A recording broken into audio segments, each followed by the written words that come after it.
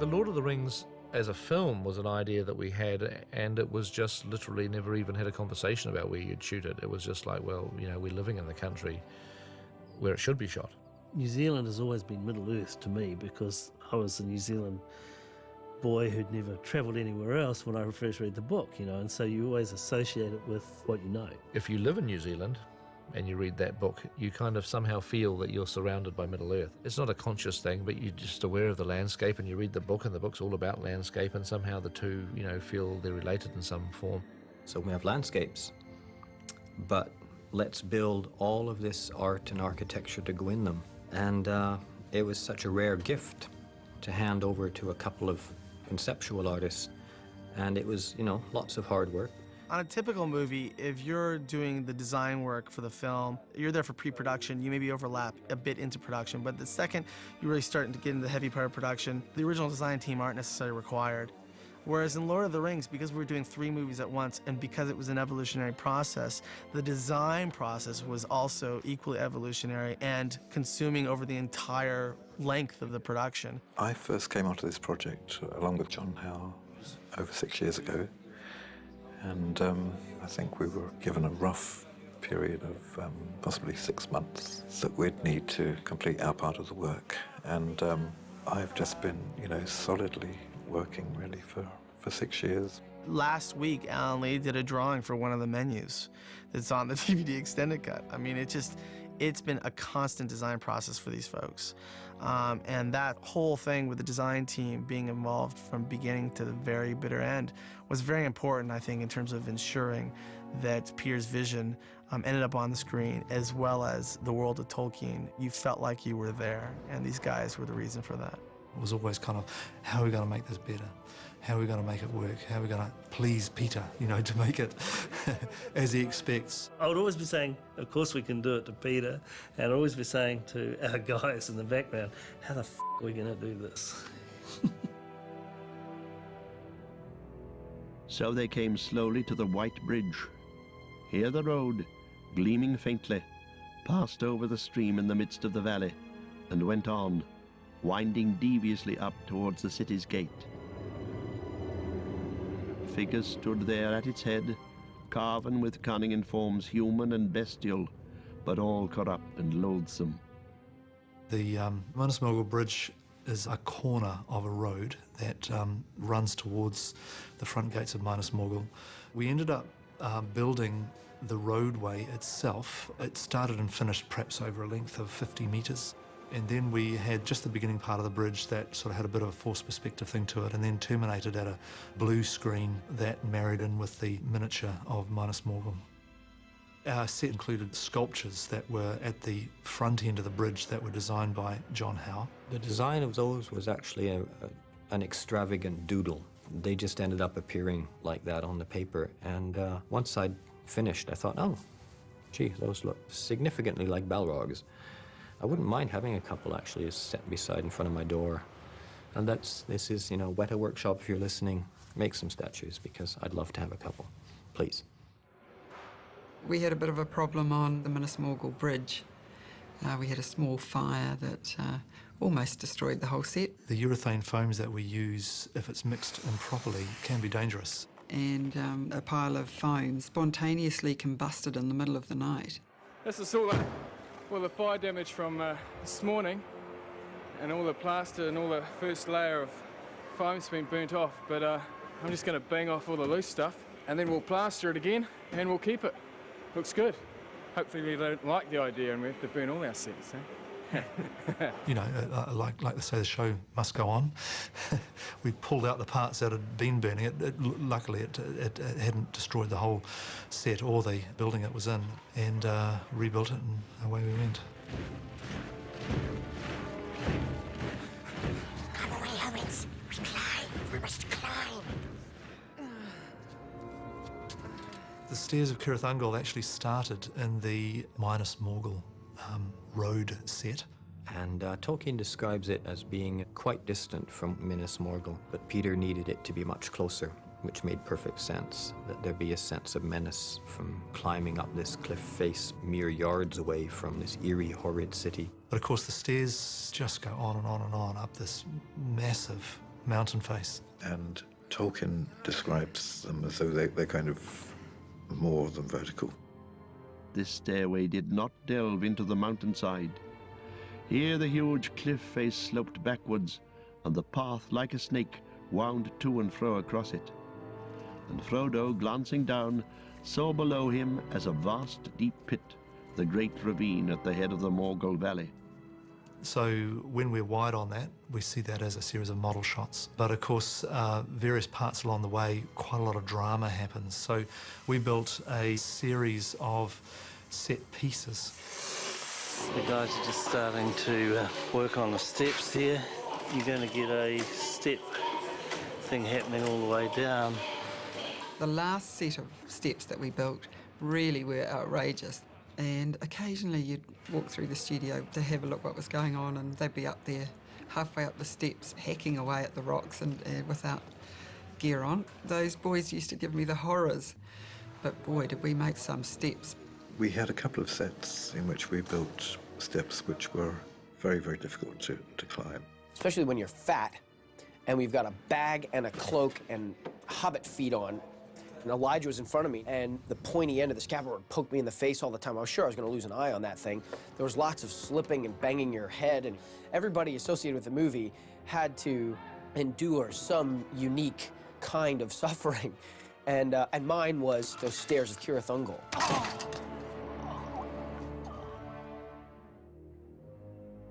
Shelob's Lair was a result of some workshopping and sort of dialogue that we'd had, because we'd done a lot of rock up to that point, and we had kind of exhausted a lot of our ideas about rock, and we're looking for new ideas. And I love sandstone on the seashore because the action of the waves and the wind and the salt in the air actually erodes and eats out the rock into the most exceptional Gothic shapes. And I found the same kind of rock just out our front door in Seatoun, where the Weta workshop and the studios are.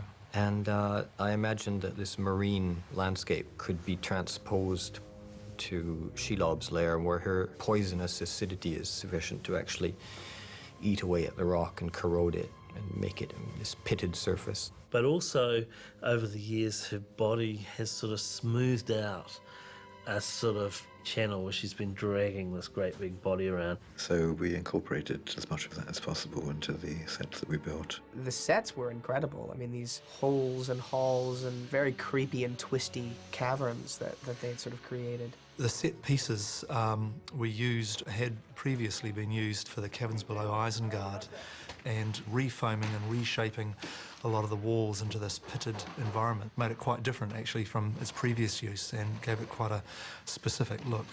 We've got the rotten rock feel happening. It's quite prevalent in here. Obviously we're going to go for the smooth down below.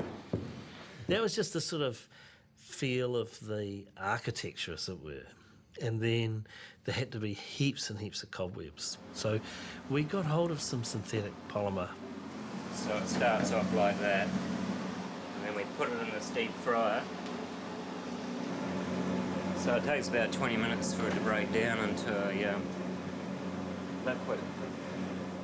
And you have to heat it up to 220 degrees. And if you don't get to 220 degrees, it doesn't get the right stickiness. But if you heated it to 222 degrees, it will burst into flames. Oh yeah, that was great. The cobwebs caught fire, but our guys did everything that they could possibly have done to put it out. So the process, was very demanding. It was always, lots of breathing apparatus and all those wonderful things. And then you spray this stuff into cold water and you make your cobweb shape up in this water. And what it does is it sets it. It doesn't react in it, but just cools it. And it looks like a web when we stretch it.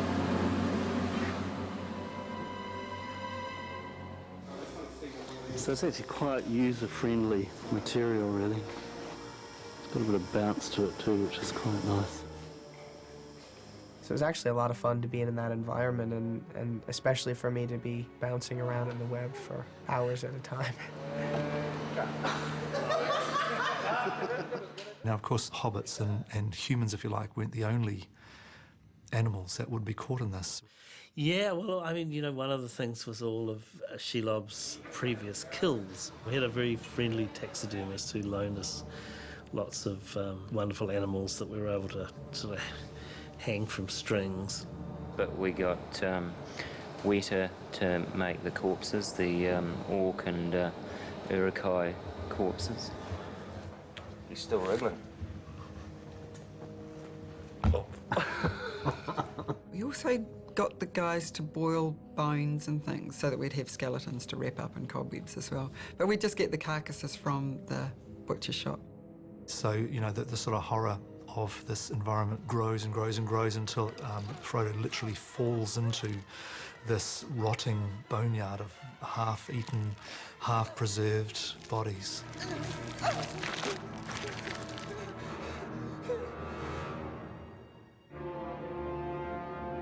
Cirith Ungol was originally built as an outpost for the Númenóreans to look out across Mordor and to sort of be a watchtower. But it had been overwhelmed by the orcs sometime in the distant past. And, you know, over the years, they have changed parts of it in their orcish kind of way.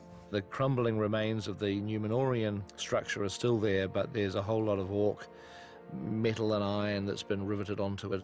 And then they've added all these crappy old huts out of timber and, you know, bits of leather. So it's a great coming together of different cultures and a great opportunity, really, one of the rare opportunities we have of being inside this orcish kind of environment. It's a great piece of design, and we were stuck on how to build a set because it needed to be quite expansive. We had to be able to follow Sam's route from the exterior and then up various flights of stairs. So we very cleverly designed a set that in itself was not very tall, but it had so many different stairways within it that we could keep having Sean Astin running upstairs. And he was never getting any higher, but in cutting the sequence together, we were able to make it look like he was just going higher and higher. It was actually quite a fun set to be part of. This is my favorite set. I think this is the coolest set. I love the stairs. It reminds me of those great old Hollywood movies, you know, Errol Flynn and swashbuckling stuff and coming up the stairs and Three Musketeers. I love it. It's just the place where the orcs and the Urukai have something of a civil war. So it was very much designed with lots of drops that stuntmen could fall down and lots of material that they could fall through. Which was a beauty of it. I mean, as an actor and a stuntman, I mean, it's just so helpful to get into character, you know? And then part of the defences of the original castle were these sort of troughs. This is the ball ramp. Obviously we have some big balls in there ready to roll. And if you were being attacked by someone, you could just pull out the wedge that was holding the ball in place and the ball would roll down the gutter and go crashing down, you know, 300 or 400 feet. And we've got this head of the Gondorian warrior above the hole.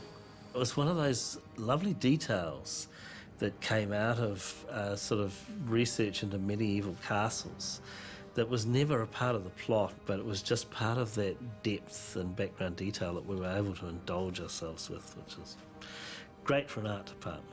The top of the tower was another set that was built, and that had the red light which Sam sees. The lamp was actually made out of Gondorian helmets, just to show that the orcs were as good at improvising with rough and ready materials as New Zealanders. And we had that set built up off the ground so that you could have the hole with the light coming up through it, and Shagrat would fall through the hole, down he'd go.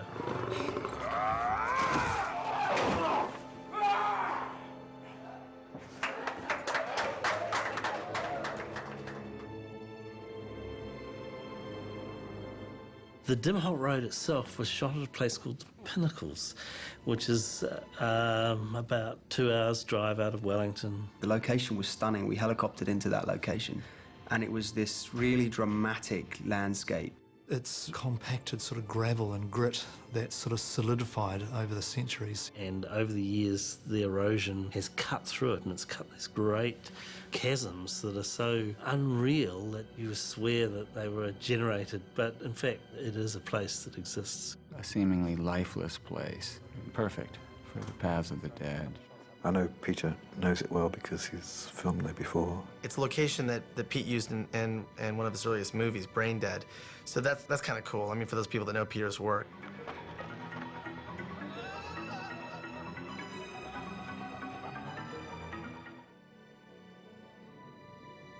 And then we shot the actual entrance of the tunnel, the Paths of the Dead itself, in the studio. But because we knew that we were shooting at the Pinnacles for the approach, we took a lot of care in matching the sort of rock formation and the rock style for the studio set that we built with the doorway. It was all done to sort of made sure that it married in very closely with what the Pinnacles looked like. It has skulls set into niches and these rough pillars which feel fairly Celtic and fairly primitive. Then you're going through that and you're into another studio set, which is where they're sort of walking down through the mountain and into the City of the Dead. The City of the Dead itself was basically miniatures and some big craggy rocks that we built in the studio.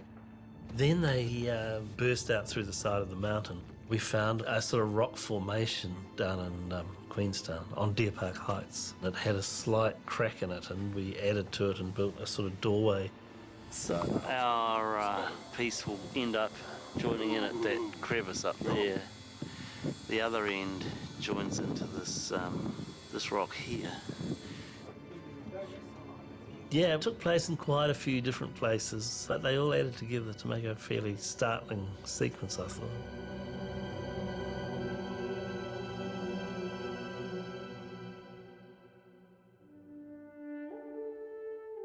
The actual basic layout of Minas Tirith is pretty well established by Tolkien.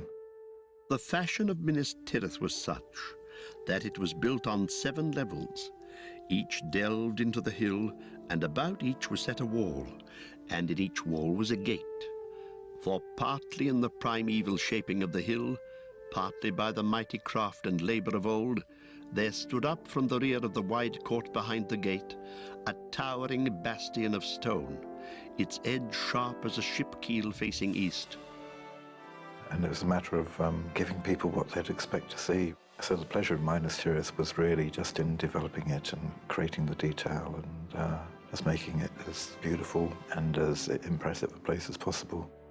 In our sort of early work, we'd done a lot of research, particularly architectural research, and the Minas Tirith research pretty much came out of Italy and the sort of middle of Europe.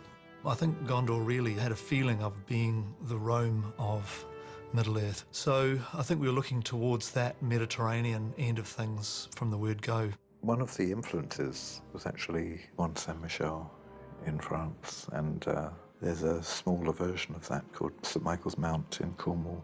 And when you look at those places, when you look at Mont Saint-Michel, it's just so romantic and striking. And we tried to create a more impressive and more powerful, more ancient version of that, really.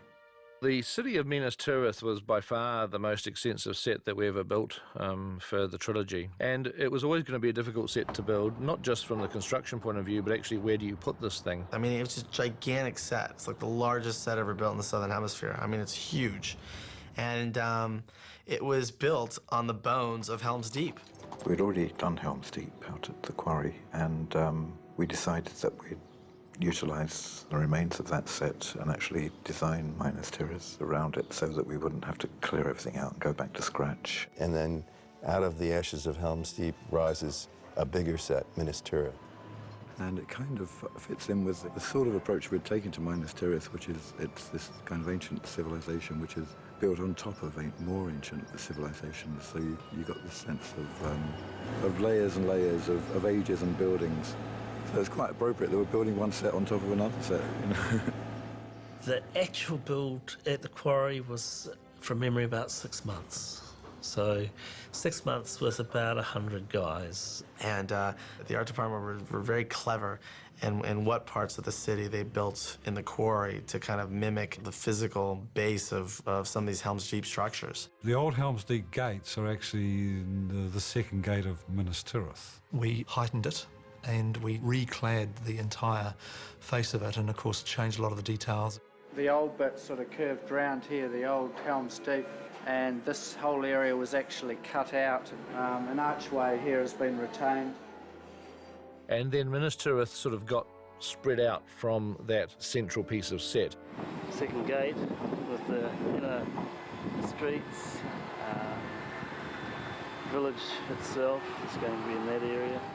We used an area that was formerly beside the Great Hall of Helm's Deep, and we turned that into a further complex of Minas Tirith, and that's where Gandalf confronts the big Nazgul.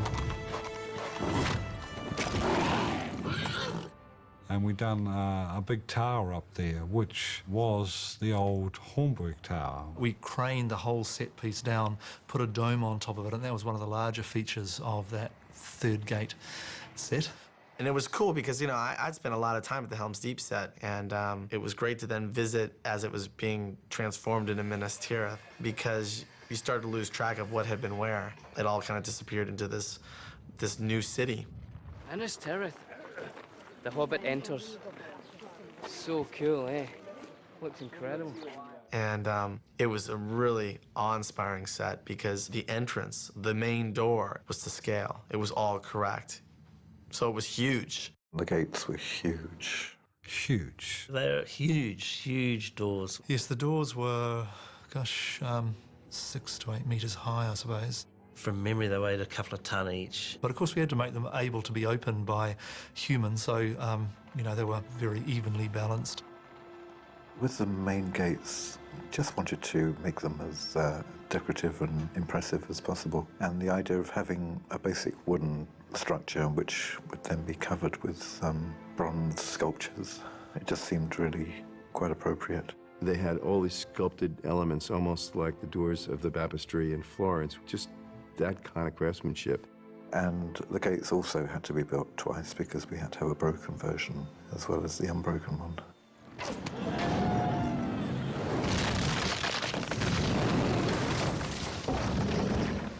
This is one of the broken gates, and here's the other one here, just a few broken timbers, etc. I spent quite a bit of time working on this idea of a locking mechanism which would be counterbalanced so that 2 or 3 guys would be able to pull down this big kind of wooden grid. But as you pull it down, the chains that are attached to it pull up into place another kind of bolting mechanism at the top.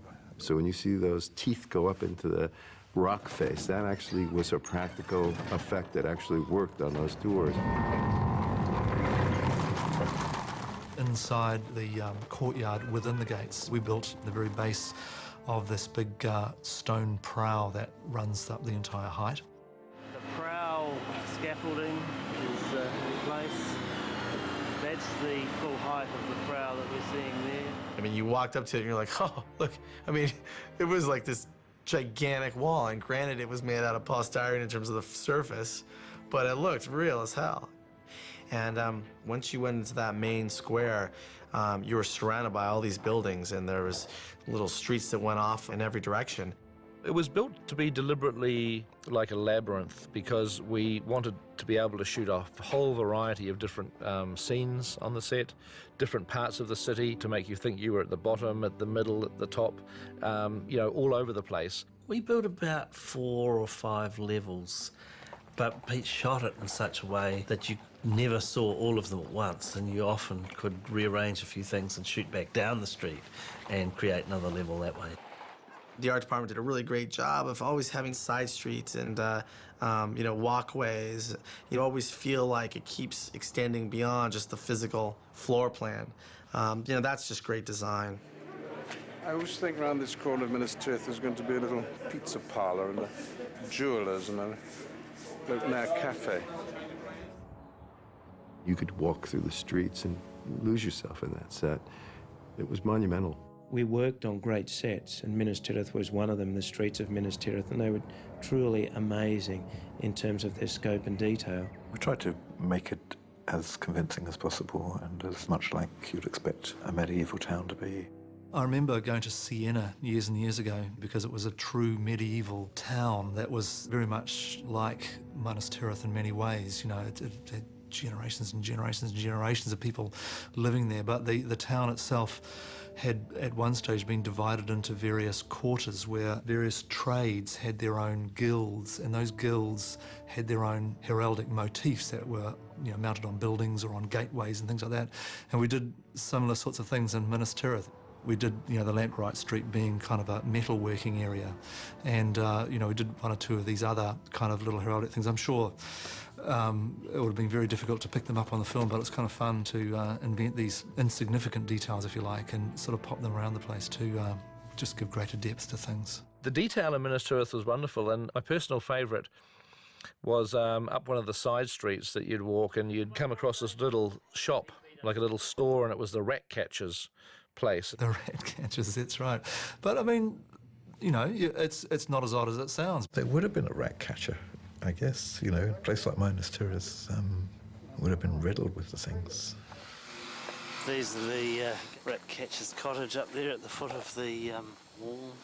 It wasn't ever a deliberate decision. One of the draftsmen was interpreting a little drawing that I'd done, and he'd seen a little squiggle on the side of the door, and I don't know if I had anything in mind when I did it, but he interpreted it as a dead rat. So he decided to call it the Rat Catcher's Cottage. And he just put that down, I think more as a joke than anything else, on the bottom of his sheet, which of course goes off to the props people. So this thing ended up on set with all these rat traps and dead rats hanging from it. It's just one of those finer things that make the whole thing feel more real. The detail was just tremendous, and it didn't all make it into the film, unfortunately, but it was fun to be there, I tell you. It really felt like you were walking in a strange, medieval kind of city, all built out of polystyrene and plaster and wood.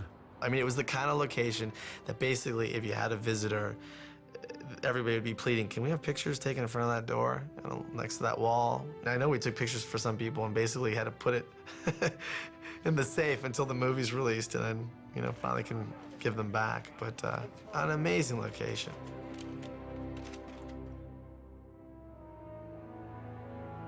One of the most impressive sets we went on, they're all impressive, but the big exterior set was the courtyard of the Minas Tirith palace, really. And that we built on our backlot set at Wingate, which is also the area where we shot various other backlot sets like Osgiliath, the outside of the Mines of Moria, etc. We surrounded the whole area with the stone wall that defined the shape of the top of the prow.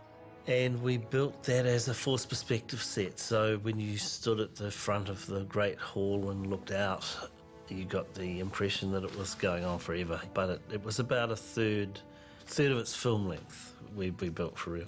And it was a wonderful open space, and in the middle of it there was a round area, and there was the Tree of Gondor, the legendary Tree of Gondor.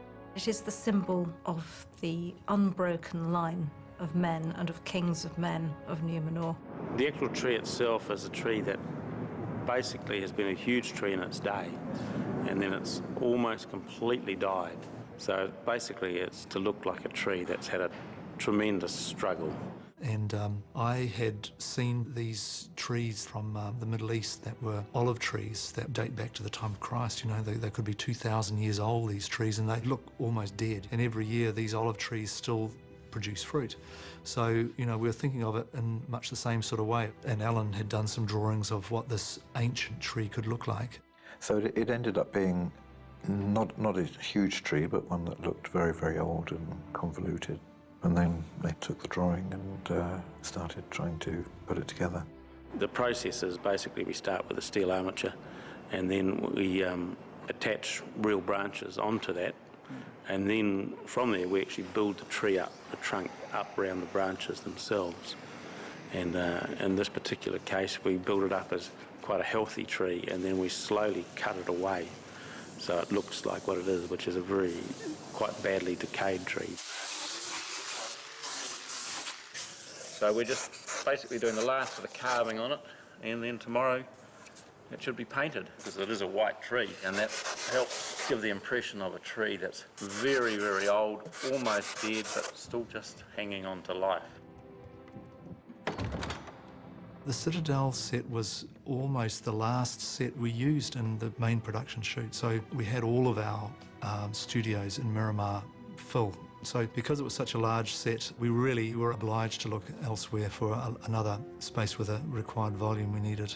And we finally found an old wharf shed that was big enough, so we decided to build the set in there.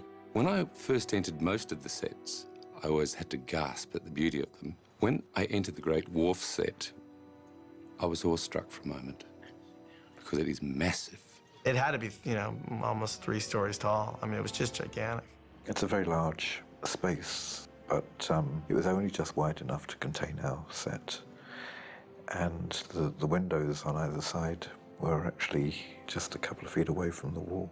We showed Andrew Lesney, and he said, I can't get my lights in behind there. We're going to have to do something drastic here. So we spoke to the Harbour Board and got their permission to cut holes in their concrete wall. Great big wide concrete walls that we had to cut holes in. Unbelievable. So they could shine lights from outside to represent the, you know, the sunshine streaming through the windows. The Citadel is the seat of power in Minas Tirith, but Denethor is on the throne, and the room itself has to have this slightly solemn aura, as was described in the book. No hangings, nor storied webs, nor any things of woven stuff or of wood were to be seen in that long, solemn hall. But between the pillars there stood a silent company of tall images graven in cold stone. In each niche there was a carved statue of one of the former kings. So it kept our team with their hands out of their pockets for another 6 months, yeah. And it was beautiful. It was just all these kings of old all along this amazing set. And we also used a black marble for the pillars and an alternating dark and light stone for the archways, which is kind of borrowed from Charlemagne's chapel, which is a beautiful building, very, very rich. The detail was perfect. Everywhere you went, the detail was perfect. And so you've got this view as you walk through, and down the end is this incredible throne. The King of Gondor's throne is at the top of a flight of marble stairs, and is made of marble and is quite highly decorated. And then down at the foot of the steps to that plinth, beside the steps, was the smaller throne, which was Denethor's throne. Which is a much simpler kind of black stone. Because he wasn't the king, he was only the steward, you see. And hanging above the throne is a crown, and Tolkien describes a kind of stone canopy, but I thought that a metal crown would be quite a nice feature to have. Which is a great symbolic gesture, really, because the crown is there, the throne is there, but the one thing missing is the figure of the king himself. The Minas Tirith set had this great kind of feeling of age and dignity. In fact, I couldn't keep away from it. I sort of would wander out there at weekends, and it was like walking around in some hill town in Italy. It's that sort of magical place you go to on holiday. A lot of good memories of Minas Tirith. During the principal photography, we had a policy of not really building sets in the parking lot of the Stone Street studios. But the situation for pickups of Return of the King was different, because we weren't able to travel to all the locations again. Well, we had sort of a very tight schedule, and we had a lot of sets to shoot. And so bits of those places, if they were needed for reshooting, had to come to Stone Street. So you could walk down the parking lot at Stone Street, which now had become a back lot, and you could walk through Middle-earth. You'd walk in there and there'd be exterior Edoras right in front of the stables. There was bits of Orthanc. We rebuilt 2/3 of the Golden Hall. Just behind there was Rohan. You'd have the Green Dragon. There were bits of Pelennor Fields. Then there was the other walls of Minas Tirith. I think there was part of Mount Doom. All of this in one parking lot. You'd sort of turn one direction, there would be Edoras. You'd spin around 90 degrees, there would be Minas Tirith. Spin around there'd be the Houses of Healing. It was kind of, they were all over the place. I could be lying down on the battlefield and see Billy and Ian doing a scene in Minas Tirith. You know, they were like a stone's throw away. And just beyond the parking lot was some industrial warehouses, but also like there was a supermarket back there, and it's just amazing to think that like this incredible movie is being shot, and you know, you could just be going and doing your groceries and then park your car and look out the back and you could see like a Harad Tower. Well, that's when you thought that, you know, they should have just left that there, all the stuff that was in Stone Street, and just opened a sort of, you know, Disneyland for Middle-earth. People said it's like a theme park. Yes, it was. It was the full Middle-earth experience. I mean, if you'd walked in with no preparation to that, you would have thought, wow, this is really a circus. How can they possibly make sense of this? Peter had his bikes with his name on them, and he'd get on his bike and cycle from one unit to the other. Highly sophisticated transport mode. Very, very big budget mechanical device. Oh. Pete would blaze by on his bicycle, you know, with a sandwich in his hand or something. Or, you know, on a cell phone sticking out of his pocket, and script pages like falling out of his back pocket, and it was just completely insane. And with the actor availability and the scheduling, we had to turn these sets around overnight in a lot of cases. What that resulted in was this constantly changing series of sets going up and down on the back lot. It was a fairly daunting prospect, and during that period we had a full greens team and a full construction team. I had guys working 24 hours a day, 7 days a week. There was a lot of very exhausted people, a lot of very blocked up situations.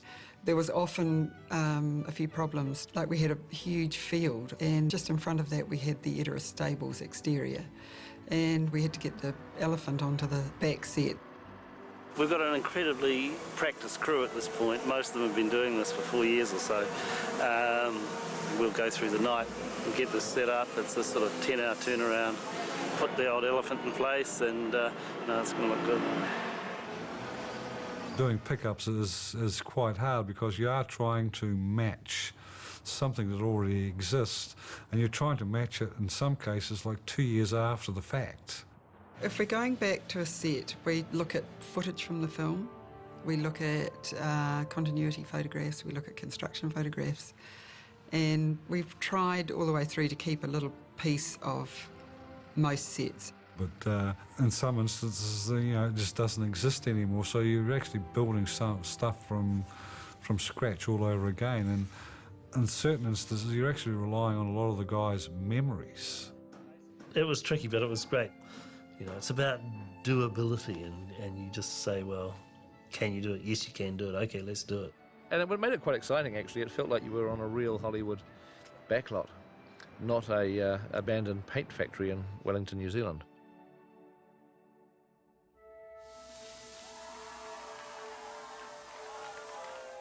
Visually, the foundation of this movie trilogy is the design. There were incredible sets, incredible craftsmanship. I think, like the acting, it was an ensemble piece. You know, it was everyone's energy and attention to detail and love of the project that created this fantastic result. In one sense, there's quite a sense of relief because everyone has done their part and it's all worked. It ended up being doable, you know. It wasn't, we didn't fall over, and we did make it look great. And it's just great to see the Academy recognize that and give those guys the Oscar. It meant a great deal to us. I came to realise then kind of what it meant to have worked on such a big film. I don't know if I'd ever imagined in my life that I might win an Oscar. It's a fantastic thing and something that I'll treasure forever, along with my memories of the people that I've met. And, you know, those, I think, are probably the most precious things that I'll take away with me. The long-term friendships that I will have established while I've been here. It just seemed to be that the journey goes all the way to the end and ends well.